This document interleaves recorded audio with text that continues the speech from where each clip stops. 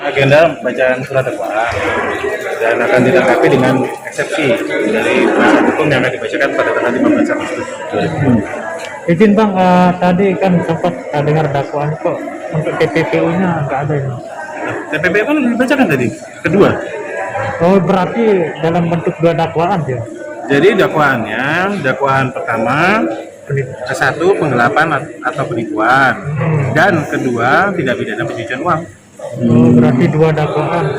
Dua bentuk dakwaannya adalah kumulatif kombinasi. Dalam satu berkas yang Dalam sama satu ya berkas. Jadi ada penggelapan atau penipuan dan pencucian uang. Yang pencucian uangnya yang pasal berapa deh? Kayaknya pernah saya sebutin ya. Yang pasal 4 itu. Iya, 3 pasal 4. Pasal 3 pasal 4. Mana cuma 20 tahun. 20 tahun penjara. dengar terdakwa di rutan Praia. Untuk per hari ini kita pindahkan ke rutan Praia dari tahanan di Polda. Berarti sejak masa persidangan akan di Kita pindahkan mulai hari ini ke rutan Praia. Kalau tadi sempat tersinggung terkait keikutsertaan Kades Kalteng. Saksi. Sejauh mana Itu nanti di persidangan ya untuk keterangan saksi-saksi ya. Lebih lanjutnya bagaimana keterlibatannya, apakah dia memang mengetahui, apakah ada pembunuhan tidak, kan semua di persidangan. Kita nggak bisa bilang karena ini kita fokus pada Cuk dengan Ading. lalu Ading. Berarti agenda hari ini hanya fokus ke Surat dakwaan. Iya. terkait yang itu Ada di dakwaan. ada tertera TPP Di mana? udah di layar Sudah. Dakwaan kedua. Dua keduanya. itu aja ya Sebagai saksi atau apa Kades Kalteng? Saksi. Saksi ya. Ya. Yang mana? kalau jadwal pemanggilan kalau saksi Ya. Dakwaan kedua nggak ada itu. Nggak ada tertera di sana. Di mana? Di layar. Tak cukup kali layarnya itu. Tak cukup layarnya. Dia kena pasal. Ya, ada di dakwaan kedua. ada di Kan? Dakwaan. Yang mana dia Bang? Nggak ada dia di sini. nggak ada di dakwaan Baca yang- lagi selengkapnya. Tuh. Baca lagi masih panjang. Baru dakwaan ke-1 tak kamu Lebih lengkap gitu. Dan selanjutnya untuk terkait dengan aset-aset yang juga hasil TTP. nanti fakta persidangan dulu. Kita kan harus pilih mana aset yang Tunggu persidangan. fakta persidangan. Ya. PPPU-nya pasal berapa itu Bang? Pasal 3 atau pasal 4? Pasal 3 dan pasal 4 Atau? pasal 3 atau pasal 4 ancamannya 20 tahun. tutupan penjara Nggak ada ini Bang. Hah? di dakwaan Nggak cukup berarti. di dakwaan yang muncul di sini nggak ada di dakwaan 29 halaman. 29 halaman 372 aja berapa yang dikasih. Ya berarti cuma baru dakwaan yang pertama, yang dakwaan keduanya udah di dakwaan kedua berarti PPPU-nya ya panjang soal 29. agenda selanjutnya Eksepsi dari penasihat hukum. Eksepsi atas surat dakwaan kami. Tanggal 15. Untuk kedua tersangka terdakwa sekarang ditahan di rutan ya. Mulai per hari ini kita pindahkan ke rutan Praia. Sebelumnya ditahan di rutan Polda NTB. Terkait bacaan DPU tadi terlibat Kades. Kalau Kades di situ sebagai saksi. Sebagai saksi. Ada kemungkinan Kami tidak bisa berini selain fakta persidangan. saksi pemeriksaan dari Kades. Kalau pemeriksaan di BAP di kepolisian pasti sudah. Kalau nggak mungkin jadi saksi. artinya nggak diperiksa lagi sama JPU nanti Pak Di persidangan. oh di persidangan ini kan di persidangan Maksudnya di persidangan. artinya kades mengetahui ya kalau proses ini. Proses ini, dan kalau menurut surat dakwaan Kades sendiri yang memberitahu kepada Handi kalau itu belum semua punyanya si adik. Adik. Kalau nggak dikasih tahu Kades, si Handi juga nggak tahu. Gitu.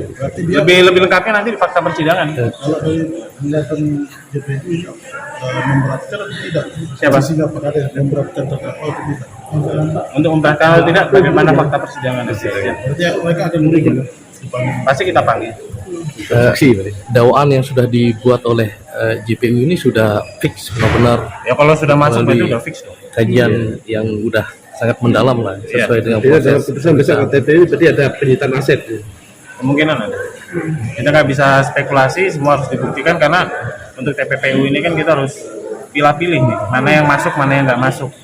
Ya kan? Total yang 11 Total miliar. total 11 miliar itu ya. Iya. Artinya itu terus didalami sama JPU. Di dalam berdasarkan Kemana fakta arah- persidangan. kemana Iya, arah duitnya? pasti. Karena dari berkas perkara kan dia seperti tadi dibaca kan, Iya. disembunyikan penggunaannya buat apa ya kita nggak tahu. Nanti itu nanti akan ditulis sama JPU. Ya nanti di persidangan pasti kita Artinya semua dakwaan tadi dibantah sama. Oh, kita nggak ngerti yang dibantah apanya, karena eksepsi baru ngerti apa yang mau dibantah sama mereka. Iya. Artinya apapun bantahannya kita JPU apa? Ya kita akan pembuktian, menanggapi ya? eksepsi nantinya. Setelah dibacakan pada tanggal 15 Agustus, pembacaan eksepsi, ya kita akan menanggapi eksepsi tersebut. Kemudian dilihat apakah oleh majelis hakim apakah eksepsi diterima atau ditolak. Artinya bantahannya dengan bukti-bukti itu ya. Bantahannya kita lihat yang dibantahkan adalah penyusunan surat dakwaan. Apakah surat dakwaan sudah sesuai dengan aturan yang berlaku dalam KUHP? Itu yang dibantah. Tapi kalau sudah pada pokok materi ya itu tidak dapat dipertimbangkan sebagai sebuah eksepsi. Artinya pemutusan dakwaan kemarin oleh JPU sudah sesuai dengan Sudah sesuai dengan fakta berkas perkara. perkara. Beda kan? Sekali Fakta lagi, berkas perkara dengan yang fakta. jelas pasal TPPU-nya masih ada ya? Pasti ada dong, sudah kita bacakan. Tulis dihilangkan. Karena Pertama ada mana hilang dia di layar.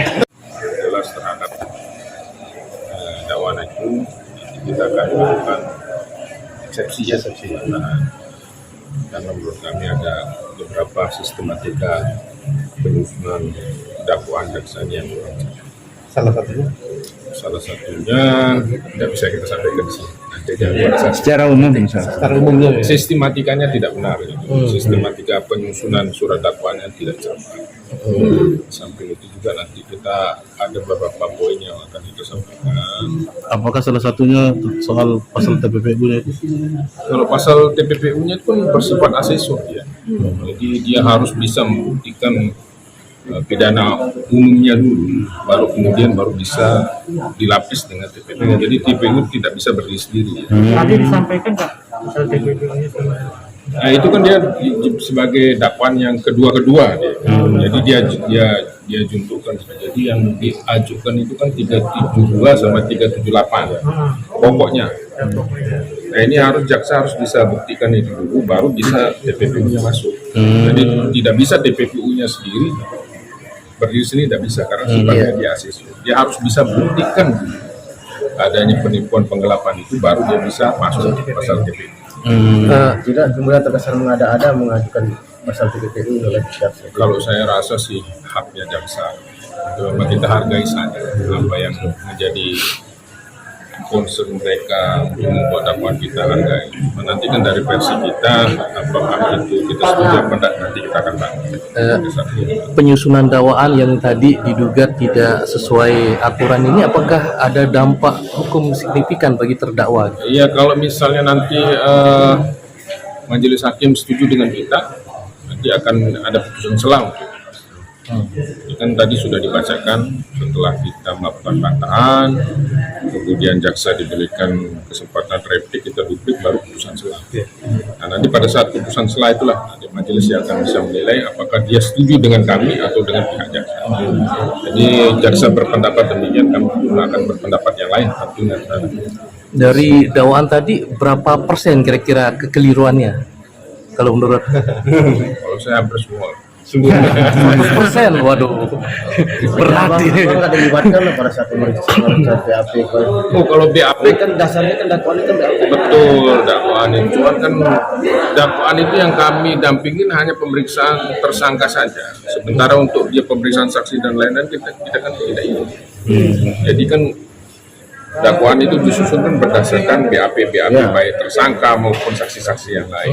Kalau untuk saksi-saksi lain kan kita tidak tahu ya bagaimana pemeriksaan. Termasuk juga yang dia gandeng kan dari pihak PPATK untuk menelusuri aliran dana kemana itu. Kita juga kan tidak tahu itu. Makanya tadi kita minta supaya kita bisa didapat kopi salinan berkas sehingga kita bisa baca itu. Apakah prosedur pemeriksaan sudah benar? Itu sebenarnya kenapa terdakwa itu mempunyai hak juga untuk menerima berkas dakwaannya itu. Ya sekian ratusan ribuan. Karena di situ nanti kan akan kita baca misalnya saksi ini menerangkannya apa, saksi ini menerangkan itu yang akan kita lihat nanti. Ya dan poin-poin itu nanti. Artinya BAP untuk terdakwa tidak masalah yang masih dakwaan oleh JPU. Kalau dakwaan ini kan memang secara formilnya saja, bukan ya nanti dia ini hanya sekedar formalitas penyusunan dakwaannya saja. Poinnya di situ. Nah nanti kalau pada saat pemeriksaan saksi itu baru pokok perkaranya baru. Ini baru formalitas penyusunan dakwaannya aja yang kita buat. Dengan siapa nih? Lengkap. Nama saya Emil Siain. Emil Siain, saya kasih namanya ya. Oh iya. Agak sulit namanya itu, Bang. Ya. Sementara dari Ading dan Lalu saya lagu buntaran aja. beda. Terkait dengan pemindahan penahanan terdakwa ini bagaimana Bang dari Polda ke Rutan ini? Memang Sesuai permintaan dari dari hakim menetapkan begitu. Jadi jaksanya hanya melakukan saja. Iya.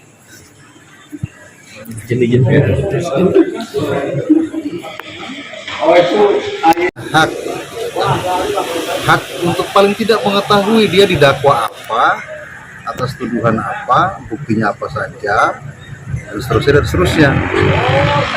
Sehingga nanti kita akan melakukan pembelaan berdasarkan materi itu. Makanya tadi saya sampaikan di depan majelis bahwa kita minta itu berkas semuanya yang tidak pernah diserahkan sampai hari ini. Jadi terdakwa sampai hari ini tidak tahu nih Apa yang disangkakan? tahu ya surat dakwaan saja, tapi kan surat dakwaan itu dasarnya keterangan siapa, buktinya apa, kita tidak tahu, gitu kan. Nah, makanya ini juga pembelajaran ya buat publik bahwa setiap orang itu punya hak, bahkan terdakwa itu punya hak. Kalau ingat cerita dulu di Amerika ada Miranda Rule itu, orang yang benar-benar berbuat kejahatan saja dikasih hak gitu loh, sehingga terkenal itu namanya Miranda Rule. Nah hukum di Indonesia pun mau dari Sabang sampai Merauke standarnya sama hukum acaranya, apa itu KUHP. Di KUHP itu udah jelas hak-hak tersangka, hak terdakwa dan seterusnya. Jadi nggak boleh ada satu pihak pun yang menghalang-halangi itu. Ya boleh Anda menuduh siapapun dalam konteks ini, misalnya klien kami melakukan perbuatan A, B, C dan seterusnya, boleh ya kan. Tapi berikan juga kesempatan kami untuk membela diri dengan akses yang adil, gitu kan. Kita masa orang udah dituduh nggak boleh membela diri, gitu. Nah itu saya pikir garis besarnya dari proses kali ini. Kalau soal yang lain materi nanti kita pelajari lagi, kita susun. Sudah ada beberapa poin ya kan. Tapi yang pasti sidang berikutnya kita akan sampaikan keberatan kami atas dakwaan yang disampaikan. Artinya keberatannya dasarnya berkas yang tadi ya, yang tebal tadi ya. Beda surat dakwaan dengan berkas dakwaan gitu Bang. Gimana? Beda ya surat Makanya kalau kita membaca KUHP itu membacanya yang utuh, baca KUHP-nya itu baca pasal per pasal dan baca juga penjelasan, itu satu kesatuan. Memang dalam pasal 143 itu dijelaskan ya, si terdakwa itu berhak mendapatkan, bahkan bukan mendapatkannya kapan pun juga dijelaskan gitu kan, mendapatkannya ketika pelimpahan ke pengadilan, ketika penuntut melimpah perkara itu ke pengadilan, hari itu juga ya kan terdakwa juga harus dikasih surat dakwaan dan berkas dakwaan.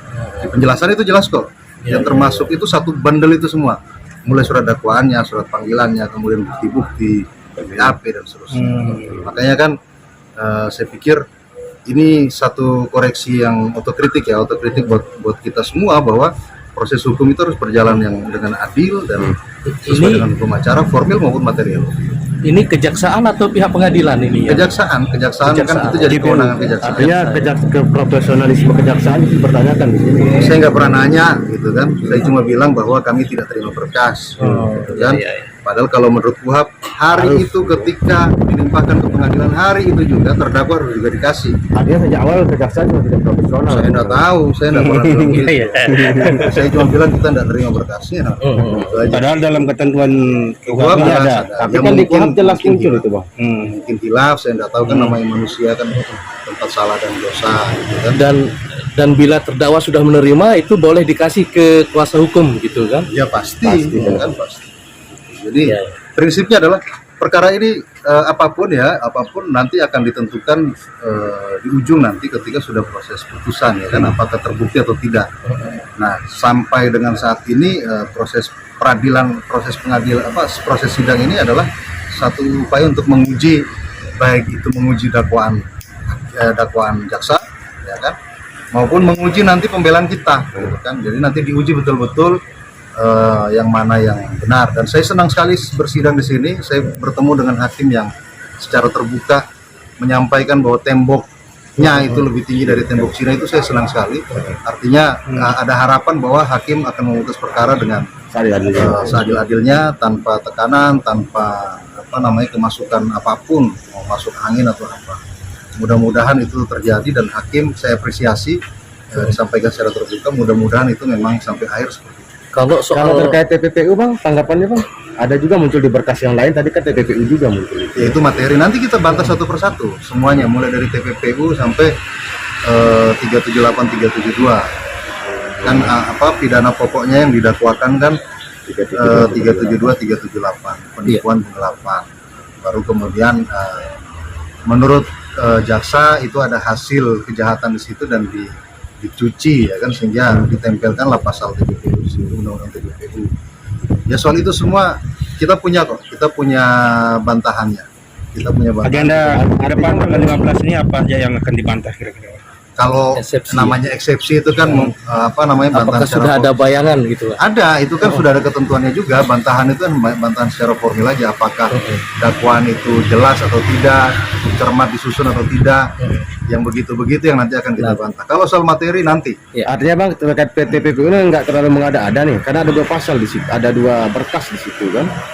Gimana nih TPPU-nya nih? 2 berkas apa? Dua tuntutan maksudnya, 2 Nah, itu biasa lah, itu juga satu hal yang mereka menempelkan pasal dakwaannya itu kan kombinasi dari kan ada 372, 378 TPPU. Kalau yang begitu saya nggak komentar ya, karena itu jadi kewenangan untuk umum. Tapi kalau menurut Abang TPPU itu nggak mengada-ada. Kenapa? Kalau menurut Abang itu materi, nanti kita bantah ketika sudah masuk sidang soal fakta persidangan. Kalau susunan dakwaan tadi udah sesuai apa anda nih menurut Abang ya, kira-kira? kalau sudah sesuai kita tidak keberatan. Gitu kan, karena masih ada yang belum sesuai, kita ajukan keberatan. Berapa persen, Pak? Kenapa? Kurang kira-kira berapa persen dari tahu, nanti dakwaan kita itu? baca lagi. Tadi kan baru dengar aja, kita baru dengar dibacakan. belum berkasnya belum diserahkan berarti. Kalau surat dakwaannya sudah, nanti kita susun minggu depan ketika waktu kita untuk menyampaikan, kita sampaikan. Tapi berkas dan surat dakwaan belum dikasih sampai sekarang? Berkas pelimpahan itu yang tidak pernah dikasih. Oh, belum. Sampai saat ini. Bahkan tadi kan di dalam persidangan teman-teman bisa lihat sendiri, jaksa enggan untuk menyerahkan itu, hanya BAP tersangka saja. Nah, itu makanya kan saya bertanya, ini orang kalau memang kayak begitu, ya kan, kalau memang tidak mau dikasih akses untuk terhadap dokumen-dokumen, sekalian langsung diputus saja deh, nggak usah dirame-rame, langsung aja diputus, nggak usah sidang-sidang.